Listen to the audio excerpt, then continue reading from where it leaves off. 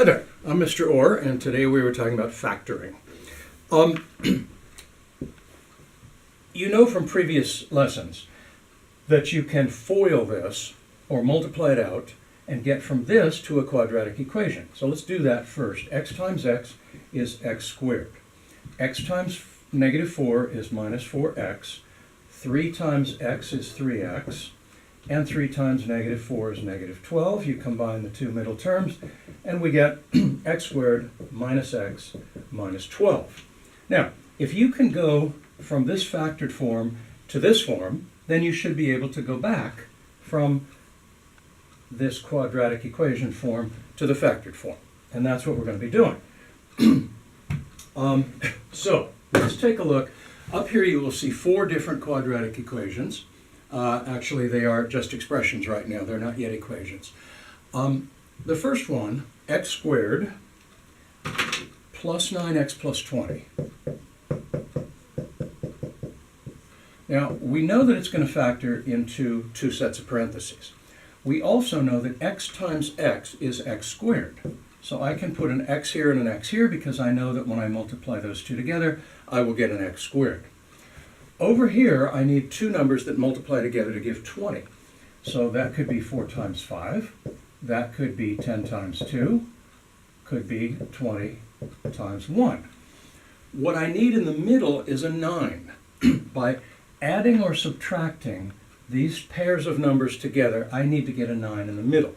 Now, clearly, if you look at this, the signs are both plus. So I'm going to be combining the numbers. And it's going to be this one, because a 4 plus a 5 is a 9, and a 4 times a 5 is a 20. So 4 and 5. Now let's look at what we get. X times x is x squared. X times 5 is plus 5x. 4 times x is plus 4x. And 5 times 4 is 20. Combine the middle terms, that's a 9, so I get x squared plus 9x plus 20, which would get me back to where I was. So in fact, I have the right factorization. All right, let's try another one. The next one I have up here is x squared minus 8x plus 12. Okay, same idea here. X times x. Over here, it's going to be 3 times 4, or 2 times 6, or 12 times 1. Now, I need an 8 in the middle, and it looks like the only way to get that is a 2 plus a 6. So let's try that, 2 and 6. But now the signs aren't going to be quite the same, because we had a plus and a plus, everything up here was a plus. Now I have a plus here, but I have a minus here. The only ways to multiply 2 numbers to get a plus are either 2 pluses or 2 minuses. Well, 2 pluses won't work because that will give me a plus here. So I need 2 minuses, minus, minus. Now let's see how that worked. That gives me x times x is x squared, x times negative 6 is minus 6x, minus 2 times x is minus 2x, and minus 2 times 6, negative 6, is negative 12. Combine these two middle terms, I get x squared minus 8x minus 12. All right, that's type number 2. Let's look at type number 3. And that is x squared plus 2x minus 15. Okay, now, no, we're not doing that yet. Sorry, not equal 0. Okay, x times x. There are only 2 possibilities here, 3 times 5 or 15 times 1. Now, I need a 2 in the middle. Well, this is going to be the one we're going to use because 5 minus 3 is 2. In the previous 2 problems, we were adding them together. Here, we're actually going to take the difference. And the reason is that I have a minus sign here. The only way to get a minus sign when you're multiplying 2 numbers together is a minus times a plus.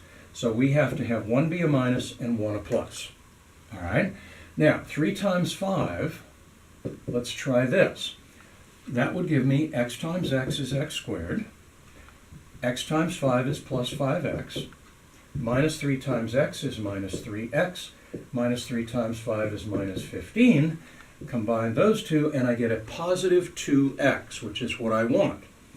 Had I accidentally reversed the signs or not gotten them right, I would have had this, and I would have had in the middle a minus 5x plus 3x would have given me a minus 2x, which is not what I want. So we had the signs right the first time. Let's put them back the way they were. All right. The fourth type is somewhat similar to the third type, x squared minus 7x minus 18. Notice this is a minus and this is a minus.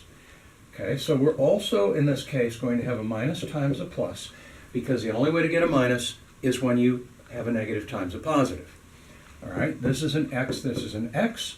Now, I could have 2 times 9, I could have 3 times 6, I could have 18 times 1.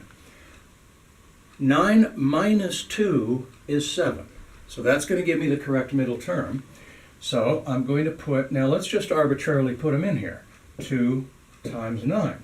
Middle term is going to be 9x minus 2x would be positive 7x, but I don't want positive 7x. So we have the signs reversed. So let's fix them, plus and minus. All right, minus 9x plus 2x is minus 7x. In problems like this, the way to tell is that if you want this number to be negative, then of these two numbers, take the larger one, the 9, and put it with the negative.